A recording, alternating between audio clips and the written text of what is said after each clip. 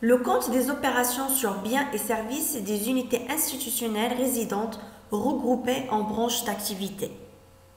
Ce compte est la sommation des comptes des opérations sur biens et services, OBS, des unités institutionnelles résidentes.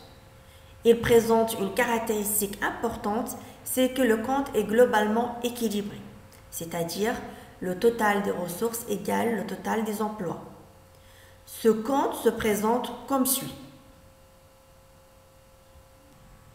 Nous avons donc ce schéma qui est scindé en deux parties. La partie droite, ressources, et la partie gauche, emploi. Donc, au niveau des ressources, on a l'origine de tous les biens et services au niveau d'une économie, à savoir la production et les importations. Au niveau des emplois, on a l'utilisation de ces biens et services au niveau d'une économie.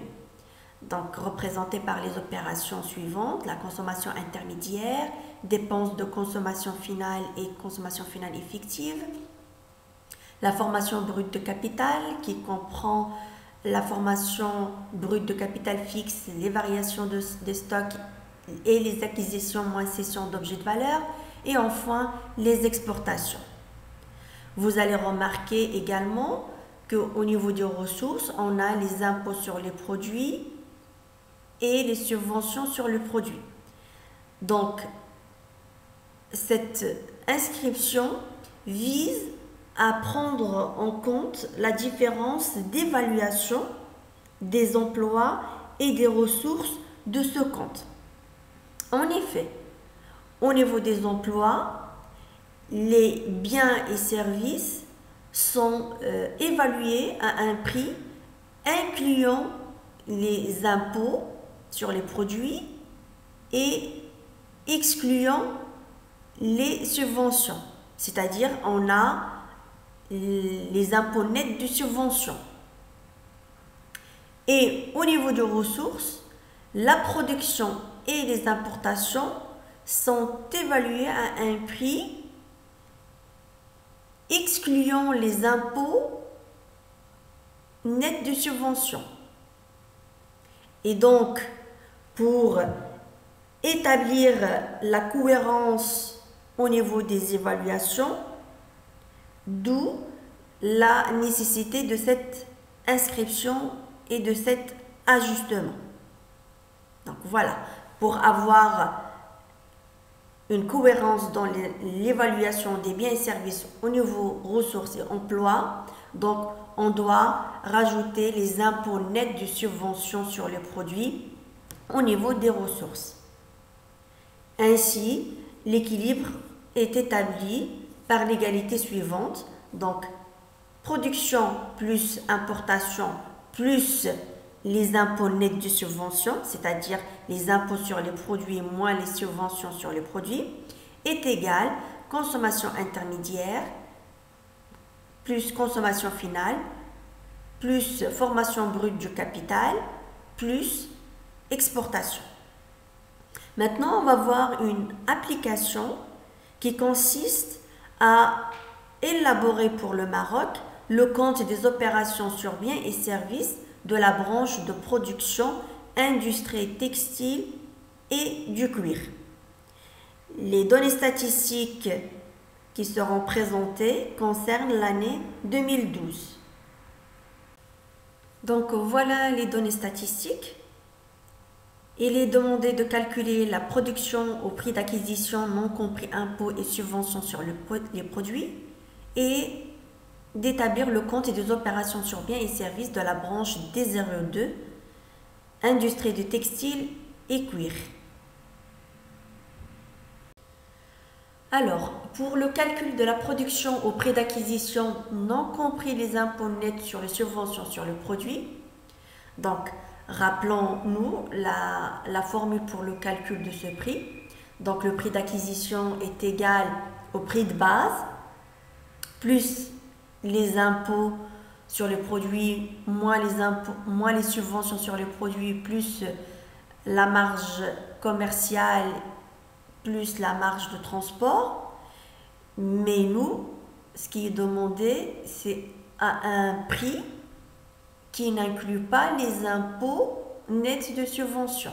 Donc du coup, pour répondre à cette question, là, la production au prix d'acquisition est égale la production au prix de base plus marge commerciale plus marge de transport. Et tous ces éléments sont des données du tableau.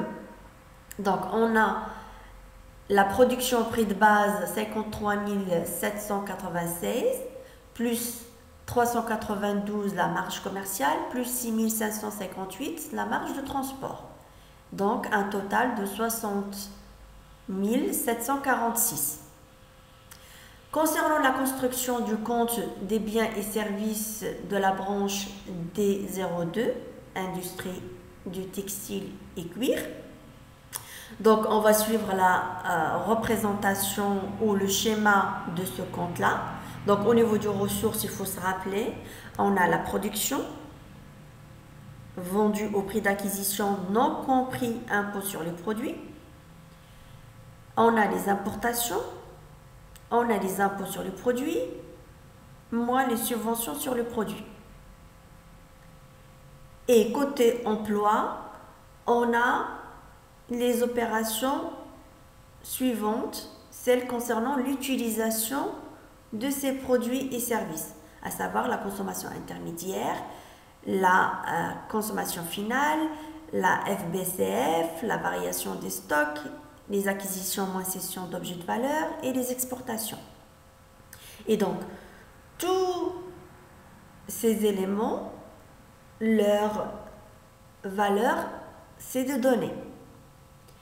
Sauf pour la production, qu'il faut calculer la production au prix d'acquisition, non compris les impôts sur le produit. Parce que dans les données, elle est évaluée au prix de base. Donc, d'où la nécessité de faire ce premier calcul si elle n'est pas donnée au prix d'acquisition, non compris impôt sur le produit. Les importations aussi, c'est des données. Les impôts aussi sont des données. Sauf, il faut faire attention aux données. Parfois, on n'a pas juste impôt sur le produit tel montant. Par exemple, dans ce cas-là, on a impôt sur les importations et la taxe sur la valeur ajoutée TVA. Donc, la somme de ces deux impôts constitue impôt sur les produits. Les subventions sur le produit, donc il n'y a pas de données sur le tableau, donc on a mis 0. Et donc quand on fait la somme des ressources, on a 90 579 et au niveau des emplois, la somme de tous les emplois, 90 579. Donc un compte parfaitement équilibré. Le total des ressources égale le total des emplois. Si vous n'avez pas cet équilibre-là, ça veut dire que vous avez fait une erreur au niveau des calculs ou vous avez pas bien noté un montant. Donc, il faut revoir les calculs et vérifier les chiffres. Donc, pour avoir une bonne réponse, en fin de compte, le compte doit être équilibré. La lecture de ce compte se fait ainsi. Au cours de l'année 2012, la production vendue au prix d'acquisition de la branche D02, industrie du textile et cuir, s'élève à 60 746 millions de dirhams, cumulée aux importations de 25 996 millions de dirhams, forme l'offre de la branche industrie du textile et cuir. Donc, la production plus les importations donne une offre globale de cette branche de 86 742 millions de dirhams. Une partie de cette offre est destinée au marché intérieur marocain. Elle s'élève à un montant de 55 805 millions de dirhams répartis entre la consommation intermédiaire et l'emploi final. Donc, quand on fait la somme de ces quatre éléments, consommation intermédiaire, consommation finale, FBCF et variation stock, ça donne le montant 55 805, qui est la demande intérieure. Une autre partie est écoulée sur le marché mondial qui correspond aux exportations, qui est de 34 774 millions de dirhams. La branche textile et cuir, en 2012, présente un solde commercial excédentaire d'un montant de 8 778 millions de dirhams, qui correspond à la différence entre les exportations, qui sont de 34 774, moins les importations, qui sont de 25 996. Donc voilà, pour la lecture. Donc on a une branche d'activité, on va voir son offre globale, qui est la production plus les importations.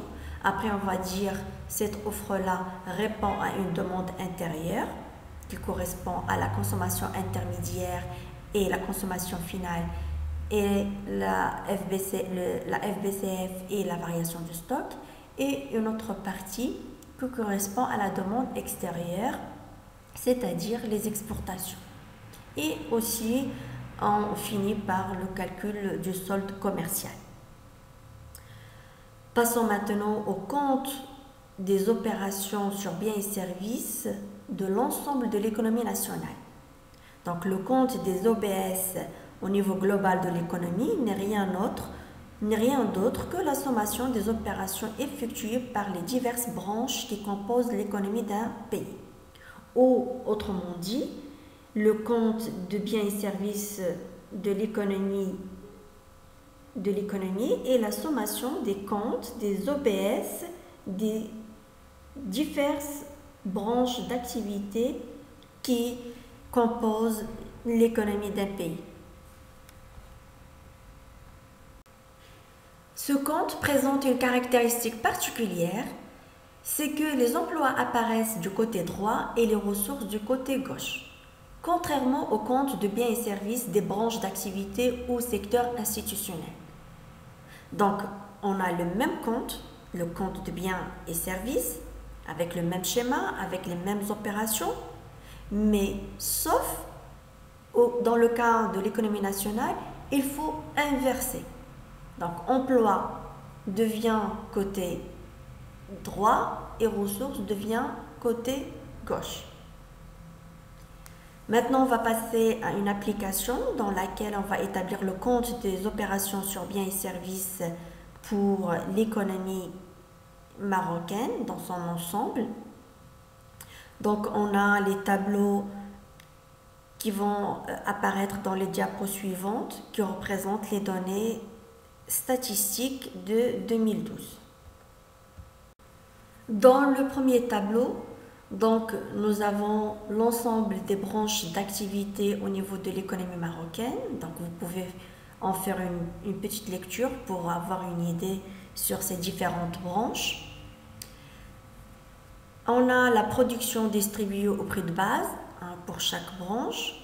La même chose pour la consommation intermédiaire, pour la consommation finale. Pour celle-ci, on a celle des ménages, celle des administrations publiques et celle des institutions sans but lucratif au service des ménages. Parfois, on rajoute M, ISBLM. On a la FBCF, l'investissement, et on a la variation des stocks et les importations. Donc, toutes ces opérations, on a leur montant pour les différentes branches d'activité de l'économie nationale. Dans ce deuxième tableau, nous avons les mêmes branches d'activité, mais avec des données statistiques relatives cette fois-ci aux exportations, marge de transport, marge de commerce, impôts sur les importations, taxes sur la valeur ajoutée, autres taxes sur les produits et subventions sur les produits. À partir des deux tableaux précédents, donc nous avons extrait ces deux tableaux concernant des données relatives à l'économie marocaine, c'est-à-dire à l'ensemble ou au total des branches d'activité, ce qui va nous permettre d'établir le compte des opérations sur biens et services pour l'ensemble de l'économie. Je tiens aussi à préciser qu'à partir de 2 derniers tableaux, vous pouvez vous entraîner pour établir des comptes OBS pour chaque branche d'activité. Donc vous avez tous les éléments pour le faire. Donc en suivant l'exemple de notre cas d'application, celui de l'industrie du textile et cuir. Et donc il faut faire attention, le compte doit être équilibré. Si il ne l'est pas, donc il faut revoir les calculs ou vérifier les chiffres. Donc il y a une erreur quelque part.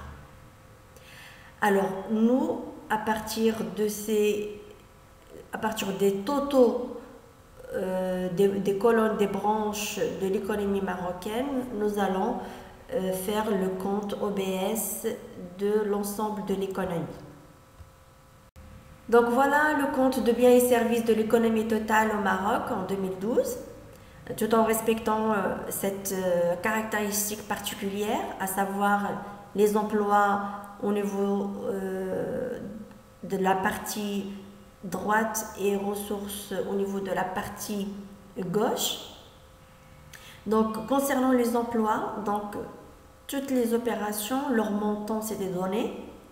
Je tiens juste à préciser que pour les dépenses de consommation finale, le montant 680 397, c'est la somme de la consommation finale des ménages, des administrations publiques et des ISBLSM. D'accord? Il faut faire la somme de leur consommation finale pour avoir ce montant de 680 397. Donc voilà, pour les acquisitions moins cession d'objets de valeur, donc il n'y a pas de données, donc on met 0. Au niveau des ressources, donc on a la production au prix d'acquisition, c'est le prix de base, puisqu'au niveau de l'économie nationale, vous allez le voir sur le tableau, les marges au niveau des données, les marges commerciales et de transport, elles sont nulles. Donc, la production au prix d'acquisition, non compris impôt sur les produits, c'est la production au prix de base, puisque les marges sont nulles au niveau de l'ensemble de l'économie. Donc, concernant les importations, donc c'est des données au niveau du tableau. Concernant les impôts sur les produits, donc le montant 121 812, lui aussi c'est la somme des impôts sur les importations, la taxe sur la valeur ajoutée et autres taxes sur les produits. Donc vous faites la somme de ces 3 éléments, hein, vous allez avoir les 121 812. Donc les subventions, c'est une donnée à partir du tableau. Et voilà, quand on fait le total des emplois, il est égal au total des ressources. Et donc, on comprend que l'autre caractéristique, elle est respectée également. Et donc, il n'y a pas d'erreur dans les calculs. À partir de cette égalité, le système de la comptabilité nationale extrait un premier agrégat important dans une économie nationale, à savoir la valeur ajoutée brute. Donc celle-ci, pour la calculer, on fait la différence entre la production et la consommation intermédiaire. Donc on a VAP égale P moins CI, et donc la production, c'est une donnée, donc 1 477 607 moins la consommation intermédiaire est une donnée, 695 794, et donc la valeur ajoutée brute, elle est de 780 813. La valeur ajoutée est un agrégat qui mesure la contribution des unités institutionnelles résidentes à l'accroissement de la richesse du pays. La comptabilité nationale effectue un ajustement par l'ajout des impôts nets des subventions à la production, et ce pour assurer un équilibrage comptable des évaluations en termes d'emploi-ressources. Donc c'est ce qu'on avait déjà parlé. Donc il y a un ajout des impôts nets de subventions au niveau des ressources pour établir la cohérence des évaluations. Le PIB est un agrégat qui représente la richesse nationale créée en un an. Et donc pour le calculer, donc on fait la somme de la valeur ajoutée et des impôts nets de subvention. Donc le PIB est égal à la valeur ajoutée brute plus les impôts moins les subventions. Et donc on aura un montant de 847 881 millions de dirhams. La lecture du compte des opérations sur biens et services de l'économie totale se fait de la manière suivante. C'est à peu près la même chose que celui de branche d'activité. Au cours de l'année 2012, la production vendue au prix d'acquisition de l'économie nationale s'est élevée à un montant de 1 477 607 millions de dirhams. Cumulé aux importations chiffrées à 425 597 millions de dirhams, forme l'offre globale des biens et services sur le marché marocain. Et donc, on fait la somme de la production pour les importations, on a l'offre globale de l'économie nationale qui est de 1 903 204 millions de dirhams. Le marché intérieur marocain a absorbé des biens et services pour une somme de 1 673 111 millions de dirhams répartis entre la consommation intermédiaire et l'emploi final. Et donc, quand vous allez faire la somme de la consommation intermédiaire, consommation finale, FBCF, variation de stock, ça va vous donner ce montant de la demande intérieure. Le marché mondial a absorbé un montant de 296 161 millions de dirhams. Les échanges extérieurs des biens et services du Maroc se caractérisent par un déficit de 129 436 millions de dirhams, c'est-à-dire le solde de la balance commerciale, c'est-à-dire les exportations moins les importations. Donc, vous allez prendre leurs deux valeurs, vous faites la différence, vous auriez ce montant de 129 436. La richesse nationale créée durant cette année est de 781 813 millions de dirhams. C'est ce qu'on avait déjà calculé, et 781 813. Maintenant, on va passer à la définition de la consommation finale effective. Rappelez-vous, on avait dit, je vais y revenir vers la fin du chapitre. Alors, pour les ménages, la consommation finale effective correspond à l'ensemble des produits dont disposent individuellement les ménages, y compris ceux fournis en nature par les administrations publiques et les IS-BLSM. C'est ce qu'on appelle les transferts sociaux en nature, donc ceux qui sont fournis par les administrations publiques et les institutions sans but lucratif au service des ménages. Et donc, pour la calculer, donc on a ces consommation finale effective, toujours pour les ménages, égale consommation finale des ménages plus les transferts sociaux en nature fournis par les administrations publiques et les IS-BLSM. La consommation finale ou les dépenses de consommation finale des ménages comprennent les dépenses réalisées par les ménages pour acquérir des biens et des services destinés à la satisfaction de leurs besoins. Pour les administrations publiques, la consommation finale peut être divisée en deux catégories distinctes. La première regroupe les dépenses de consommation collective, donc tout ce qui est défense, justice, sécurité, infrastructure, etc., qui bénéficient à la société dans son ensemble et que l'on qualifie de services publics généraux. La seconde consommation comprend les dépenses de consommation individuelle, telles que soins de santé, logement, éducation, etc. C'est ce qu'on appelle les transferts sociaux en nature ou des dépenses individualisables, qui sont des dépenses supportées par la société dont les bénéficiaires peuvent être clairement définis.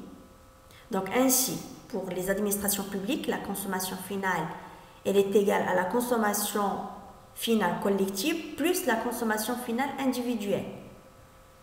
Quant à la consommation finale effective, elle est égale à la consommation finale des administrations publiques moins les transferts sociaux en nature fournis par l'administration publique aux ménages.